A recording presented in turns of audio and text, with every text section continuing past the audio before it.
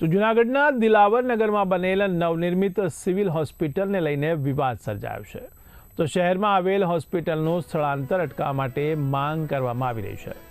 મળતી માહિતી મુજબ સર્વ જ્ઞાતિના અગ્રણીઓએ કલેક્ટર અને જિલ્લા આરોગ્ય અધિકારીને આવેદનપત્ર પાઠવ્યું છે।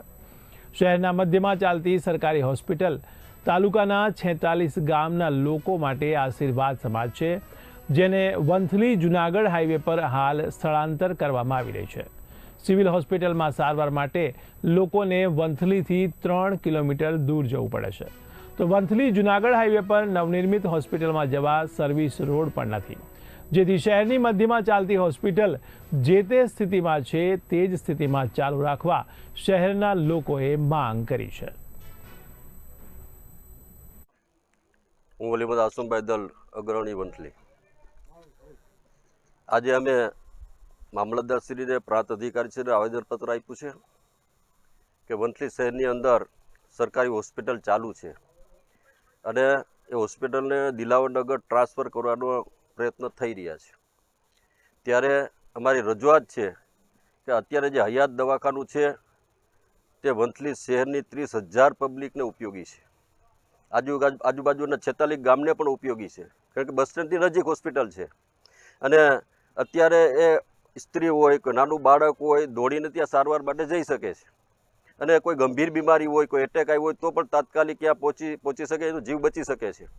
જ્યારે દિલાવરનગર ટ્રાન્સફર થઈ જાય તો મોટી મુશ્કેલી સર્જાય તેમ છે, કેમ કે અત્યારે હાઈવે બની ગયા પછી સર્વિસ રોડ પણ બન્યું નથી અને આવવા જવા માટે ટ્રાન્સપોર્ટેશન પણ मुश्किल है, केम के प्राइवेट वाहन लेने आવું पड़े। इस वक्त हम लोग मामलेदार कचहरी आए हैं।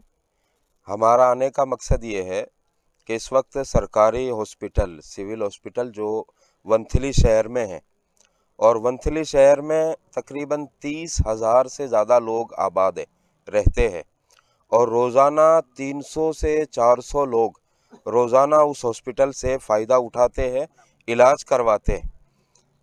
अब वो हॉस्पिटल वंथली शहर से लेकर दिलावर नगर शिफ्ट हो रहा है, उसको यहाँ ला रहे, ट्रांसफर कर रहे हैं, जो वंथली शहर से 2 से 2.5 किलोमीटर पर है। ये एक बहुत बड़ी परेशानी है। जो गरीब वर्ग है, जो कमज़ोर लोग हैं, जो रोज़ाना शहर के लोग शहर में दवाखाना होने से उसका जो फ़ायदा उठाते हैं वो कहाँ जाएंगे, परेशानी हो जाएगी। और ये सिर्फ वंथली शहर की बात नहीं है, वंथली तालुका है,